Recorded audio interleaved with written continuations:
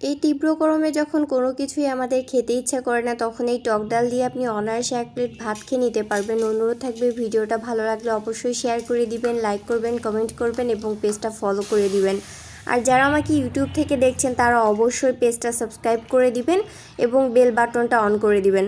অন্যদিকে টক ডাল রান্না করার জন্য 1 কাপ পরিমাণ মসুর ডাল ভিজিয়ে রাখছিলাম। ডালটা দেওয়ার পর এখানে 6 কাপ পরিমাণ পানি অ্যাড করেছি, তার মধ্যে দিয়ে দিয়েছি পরিমাণ মতো লবণ এবং হলুদ গুঁড়া দিয়ে ডালটা সিদ্ধ করে নিয়েছি। যে পর্যায়ে ডালটা সিদ্ধ হয়ে আসবে তখন পরিষ্কার করে ধুয়ে রাখা আমি একটা আম এখানে দিয়ে দিলাম।